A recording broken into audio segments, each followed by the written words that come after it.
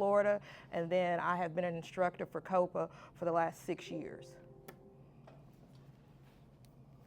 Thanks for having us today. Cool. I'm Meyer. I'm the special education boss. We train everyone that sits at the 504 IEP table to navigate and negotiate successful student outcomes. My journey began as a hostage. I was not planning on being in this space. I was planning on being popular. And God said, no, I'd rather be effective. I was like, no, really, I was going for popular. And so my child was diagnosed with autism in the 90s. And when my friend said you can start school if they're speech delayed, I was like, fantastic. We'll just send them across the street to the teachers who graduated college. I didn't graduate college, but I'm not a quitter. I've dropped out of a lot of colleges. And so I sent him across the street with this original Lion King backpack, and a week later we get a call from CPS, from the teacher. I was like, ooh, this is not a good idea. And so worked that out. About 4 months later, she called CPS again, so I had it. So I rolled my little box down, and if you're a mom of a kid with a disability, you have your box of papers. So I went to the CPS office, and that was the first person that ever gave me a resource. And I thought, how odd that the first person to give me a resource for MHMR for Travis County was a CPS worker. But that started my journey, and I started taking on clients and families. I was like, this is so exciting. We have this great teachers and this great law and these kids with disabilities, and we'll just tell them, and then it'll all happen, and there'll be a basket of puppies, and ta-da! And that didn't happen. And it doesn't happen, as Dallin knows. As parents described to us, it's a fight. It doesn't have to be a fight. And I think this misalignment of school districts and parents, I think, was propagated by leaders up in the ivory tower. I'm not sure. So I wrote the EPIC IEP for all of us because there's just one side of the table. I always say the IEP table should be a circle cut in half, shoved up against the mirror. And instead of worrying about paperwork, we need to start worrying about the student, because when we get the IEP right, we set them up for success, and we get it wrong, it really sets them up for destruction. And so I wanted to help bridge that gap with a user-friendly book that would do that. We have an online presence. We put out 52 pieces of content every day, about 19,000 pieces of content a year, because the need is endless. And we have full-time advocates who work with us, and we advocate nationally because the need is everywhere. And these are our most valuable resources. These are children that just need a little extra help in school.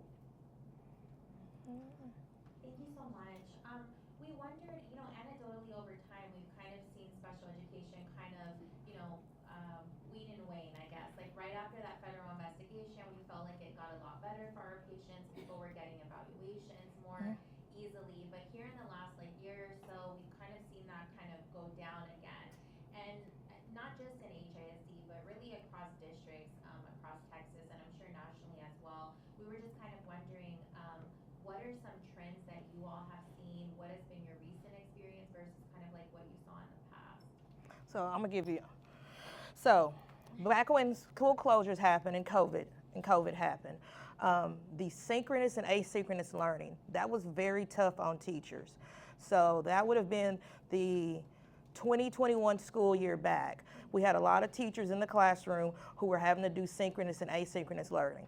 And working for COPA, I saw that year, we saw a large mass exodus of teachers leaving the classroom because they were burnt out and they were worn out. Special education is hard. I taught self-contained. I've been a vocational adjustment coordinator.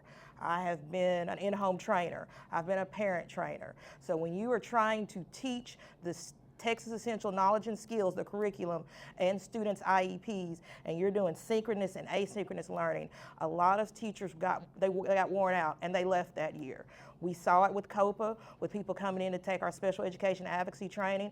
They were leaving public education and becoming to be advocates. We've always had a steady number, but that 2021 school year drove a lot of people, not just teachers, related service personnel, physical therapists, occupational therapists, because it's with COPA, a related service, you can be a member too, as long as you don't work for a school district. And so we had a mass exodus of people leaving public education. So that's the reason, when you sit down at the IEP table, you're not supposed to worry about budgets and funding. You're supposed to get the appropriate services for the child. But people at that table are thinking about, when you ask for additional OT services, they may say, I only have one occupational therapist. The district, we only have two, because there has been a mass exodus since 2021. So I agree with everything she said. I see it from a different purview. I never worked